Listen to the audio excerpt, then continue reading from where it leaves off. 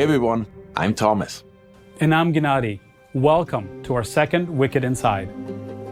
We know a lot of you have been eagerly waiting to hear more from us since we shipped our last major content update. Right after early access launch, we spent weeks listening intently to your feedback while putting out numerous hotfixes and patches. Then, after we felt that No Rest for the Wicked was in a good spot, we launched our first big content update, the Crucible.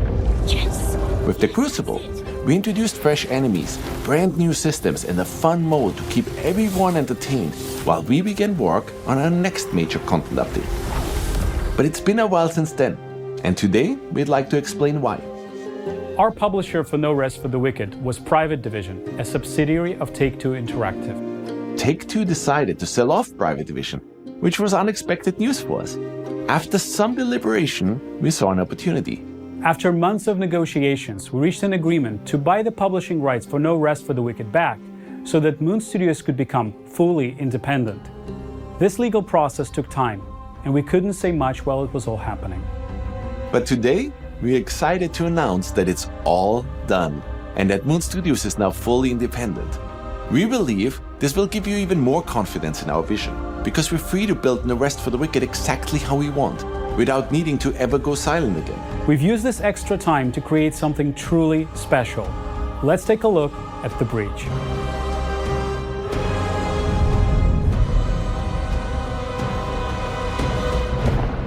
The breach represents the biggest content update we have ever shipped. We have heard you loud and clear. You wanted more out of our campaign. You wanted more story, more zones to play in, more enemies to fight, more bosses to test your mettle against. In short, more of everything. And that is exactly what we have been focusing on. Our story continues immediately following Ellsworth's return to Sacrament. He summons his daughter Odessa from her prison cell, and their exchange reveals more about their relationship.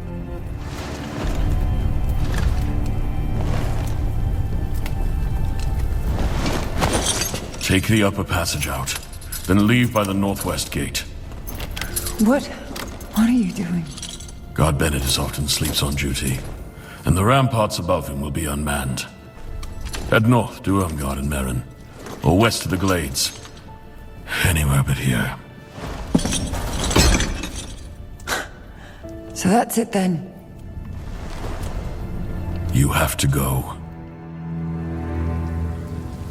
As a Sarim, players will have to venture forth into new areas we're introducing for the breach. These are massive zones that essentially double the size of the world players got to explore so far. A lot has changed in the Zola Sacra since you've last visited.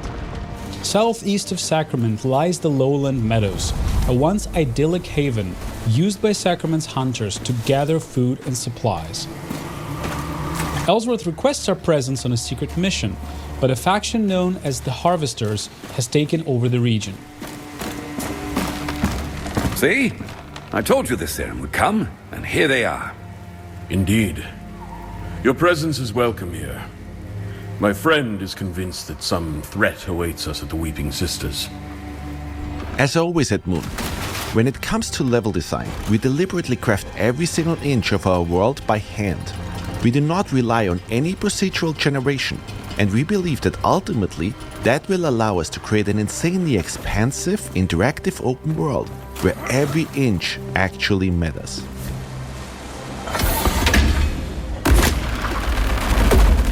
Throughout your journey through the meadows, you will encounter all new enemies. We have also introduced 2 new weapon archetypes, gauntlets and wands. Let's take a look at how these new weapons can be used to take down all new foes that you'll encounter. The Timberwhite here will try to take your life with his ginormous great axe. We know some of you already loved being able to suplex enemies in Wicked. It was only appropriate we introduced a dropkick.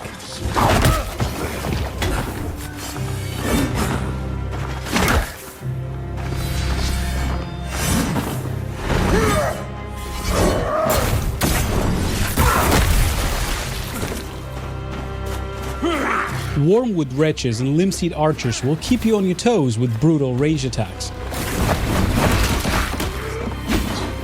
Our Tremor Wave will make quick work of them. Rust Reavers present an even greater challenge. Equipped with 2 huge saws, your best bet is to keep your distance and counter when you find an opening.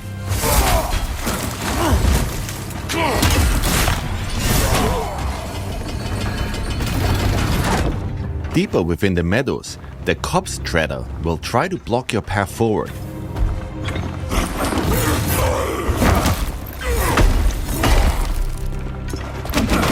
Study his movement patterns and keep a cool head. You might just prevail.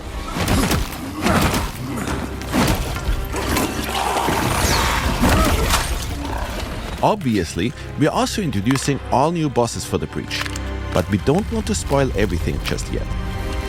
We know a lot of you already enjoyed how much love and care we're putting into all of these areas. Once again, we didn't shy away from really using verticality and hiding secrets everywhere. Even though you'll often fight for your life in all of these zones, every now and then you'll get to enjoy a serene scene of beauty.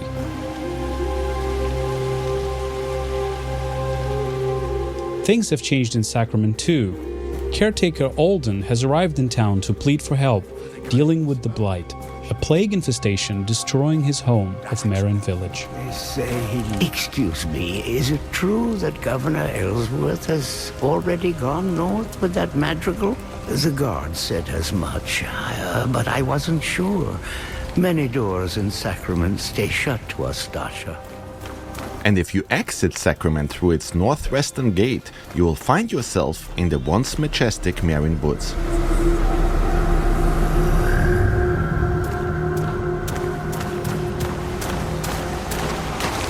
Recently, the Marin Woods have been befallen by the Blight. It festered all throughout the woods, and players will have to find a way past it in order to advance. The Belactor are ferocious fighters. The Stalkinche here knows how to wield a club, and if you're not careful, they might just call in reinforcements. Our new wands build are surprisingly effective. We can cast ice darts to freeze our enemies. Cold Sling is a powerful ice evasion attack.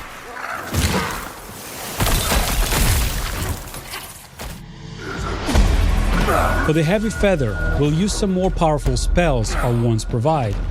We have since learned how to perform the Riven Twins Plague Explosion.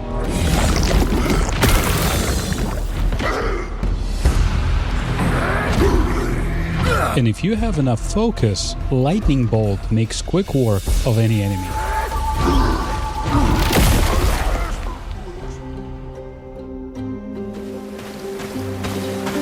Halfway through Marin Woods, you'll encounter Marin Village, a peaceful woodland community of Isola Sacra.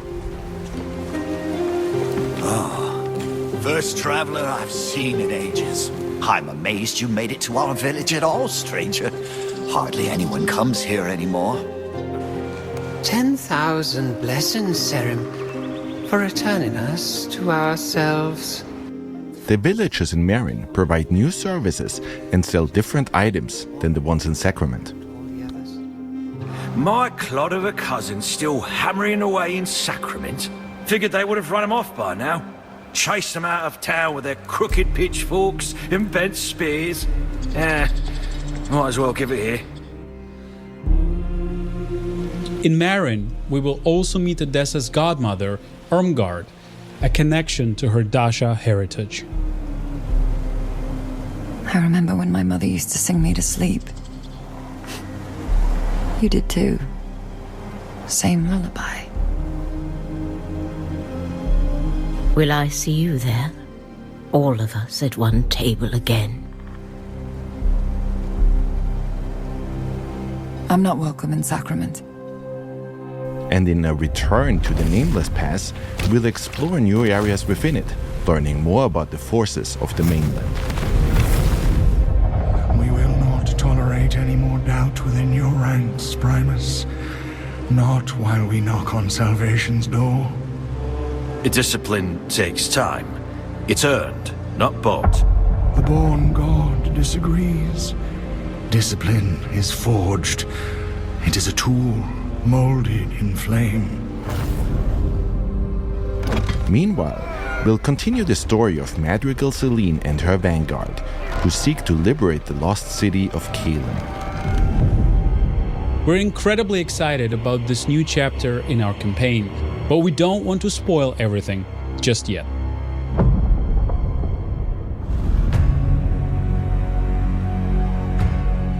Our intention for No Rest for the Wicked was always to provide players with an insane amount of content, even after they finish the campaign. After the events that unfold throughout the breach, our Spilled Blood questline continues as any area within Isola Sacra can now be overtaken by the pestilence. Once an area is infected, you'll suddenly have to fight enemies that you never encountered before in these areas.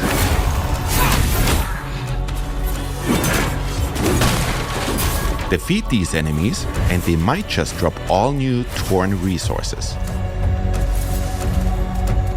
Torn resources can be burned at any fire in order to further increase the challenge within an infected area. You will need to heavily upgrade your gear and perfect your build in order to succeed.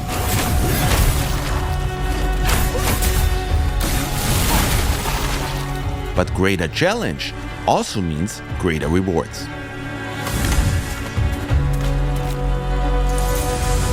Notice that with every enemy you slay, the pestilence spread meter at the bottom of the screen reduces. Slay enough enemies and you will have to overcome only one more obstacle. Getting rid of the infection means ripping it out at its root. If you manage to defeat the plague boss within the infected area, the entire zone will be cleansed of the pestilence once more. Our life system has also gotten a huge update. You will now find many more factions being able to take over the various areas within Isola Sacra. Our goal with all of this is to change the way players think about retraversal in video games. We ultimately want to make every return feel as fresh and as exciting as it was the first time you played. And as you can see, we also introduced entirely new levels within the areas you're already familiar with.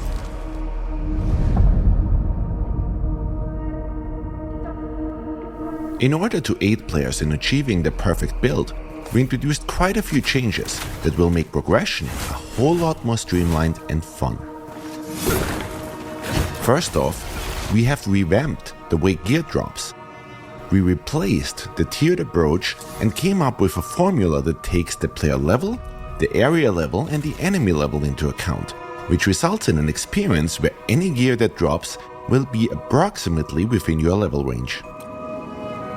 Now, gear that used to only drop in earlier zones might just drop again, but at a higher level. We tried this out, and we ultimately see a much higher variety of gear throughout our playthroughs. We think it's a much more enjoyable looting experience.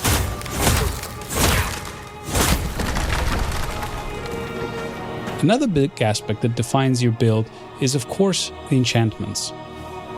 So far, if your gear didn't drop with the enchantments you needed, your item would never reach its full potential. But we came up with a solution. If an item dropped with less than maximum possible amount of enchantments, you can now use a Fallen Ember to add another random enchantment to it. And if you have an enchantment on one of your items that doesn't quite fit your playstyle, Fallen Embers can now be used to re-roll that particular enchantment. Of course, Fallen Embers are also still used for respeccing your character, which makes Embers insanely valuable now. We also introduced a new weapon rarity, Masterworks.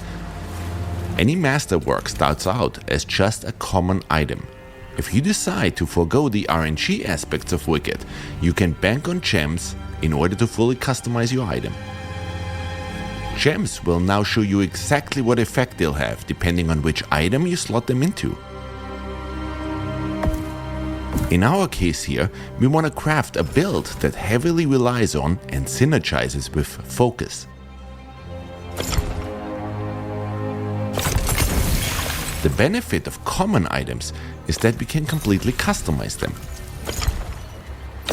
Once we've fitted the maximum amount of gems into them, they now become a masterwork. In general, we've introduced a whole slew of new weapons, runes and armor sets. We've also iterated on our list of enchantments in order to enable the creation of entirely new builds, while ridding ourselves of the enchantments that led to overpowered builds. Given that and the new loot drop algorithm, the sky is the limit when it comes to build variety. We also conducted a major balance pass on our stats, and we noticed that quite a lot of you didn't use shields all that much. So we changed the way they work. Instead of draining stamina, shields are now based around poise and stagger, and we try to ensure that each shield archetype feels unique. So we can't wait to see all your new sword and board builds.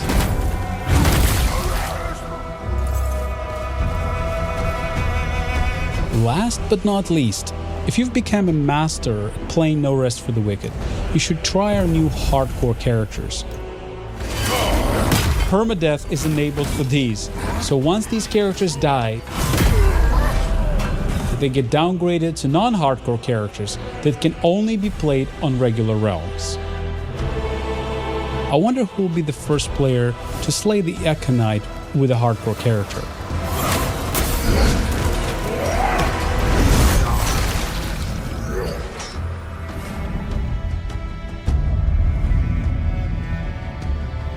Naturally, we also spent quite some time introducing a wide range of quality of life features and polished up what you've played so far of No Rest for the Wicked. For example, we've noticed that a lot of your houses looked similar to this one. Storage has always been incredibly important in any ARPG. On our current live builds, players can stack all that many items, and sorting hasn't been ideal yet. Let's switch over to our Breach update. We fixed that right up, and now allow players to stack a whole lot more items within their chests. And items now also get sorted in a beautiful way. While we're in our home, we can show off another cool feature we added. We've added Whisper Stones, which enable fast travel to and from your house. So if you just want to quickly drop off items and gear while you're out and about, instead of having to first warp to Sacrament and then run to your home, you can now save that one step. Remember that you can place one Whisper Stone per house, so if you own multiple ones, you can even fast travel between them. Our next change regards food cooldowns. We've removed the classic cooldowns entirely. Now you can consume meals instantly.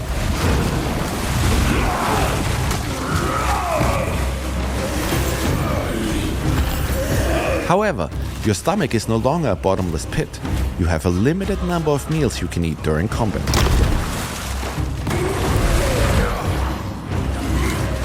You'll be able to upgrade this limit through Plague Ichor, letting you extend how many times you can heal or buff yourself in battle. This new approach aims to make combat more engaging and dynamic, rather than forcing players to just wait for a timer.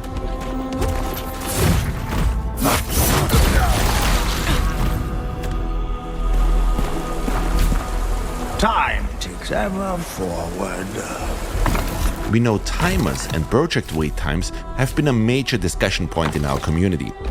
We're adding a new feature so you can contribute food and ingredients to make Adanas' workers, speeding up whichever building project they're currently tackling. We're always listening to your feedback, and we will keep iterating on the system. If you have thoughts, please keep sharing them. And of course, we've been hard at work meticulously optimizing performance. If you notice any poor performance in a machine before, the Breach update should drastically improve your experience. Speaking of improvements, our DLSS implementation has been updated to a newer version, which results in much crisper image and even better performance. And these are just a few highlights. In total, we are counting more than 11,000 changes since we shipped the Crucible update. Before we dive deeper, we'd like to clarify how you'll access the breach. You will need to replay No Rest for the Wicked to fully experience this update. Old saves remain in a legacy build, but this approach ensures the breach is integrated as seamlessly as possible into the game. We realize this might be a surprise for some. Ultimately, the scope of the breach and the underlying changes led us here. But don't worry, you'll discover plenty of fresh content, quests, and loot to make restarting your journey worthwhile.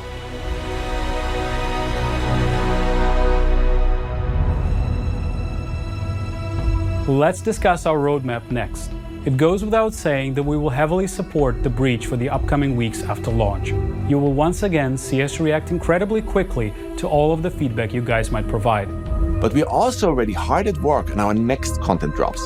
We've received hundreds, if not thousands of pleas begging for the co-op update, and we know that our original roadmap had co-op before the breach. Rest assured, it will be the next thing we launch after this update. The reason we ultimately decided to switch these updates was because we wanted people to have more content to play once co-op releases. With the Breach update, there will be now a lot more content to explore with your friends. After the co-op update, we'll be following up with more improvements and new systems. We'll expand Sacrament, improve housing, introduce farming, expand the Crucible, and of course, finish the campaign with more story and more quests and bosses. We are very much aware that a lot of you finally want to play No Rest for the Wicked on all major consoles. We have a ton of things planned to further improve on the foundation that we've laid so far, and we're excited to keep discussing all of these new releases and changes with you as we go along. Also, today marks the 10th anniversary of Ori. We released Ori and the Blind Forest on March 11th, 2015. It's been a wild ride for all of us here at Moon, so today, we'd like to use this opportunity to just say thank you. Thank you to all of our fans who have supported us the whole way through. We would not be where we are today without you. We're now hard at work on the final bug fixing and polishing stages of this massive update. We want to make sure we get it just right. But before we wrap up, there is one more thing, and this one is near and dear to our hearts. Hello everyone, I'm Gareth Coker. My story with Moon Studios began more than 15 years ago when I received a message on an internet forum from them asking me if I'd be interested in composing the music for a small indie project. 4 years later, that small project blossomed into Ori and the Blind Forest. Now, we were all very young and just getting started, so for our second release, Ori and the Will of the Wisps, we set out to perfect everything about the original, and I couldn't be more proud of what we were able to create together. But our journey is not yet over. I'm happy to announce that I've been hard at work crafting an unforgettable score for the story, the characters, the locations, and the boss fights of No Rest for the Wicked. And you will finally be able to hear some ambient music while out exploring in the world too. I can't wait to see where this journey leads us once again. It leaves me to invite you to experience the all-new music in No Rest for the Wicked with the Breach update, launching on April the 30th. It will be well worth the wait.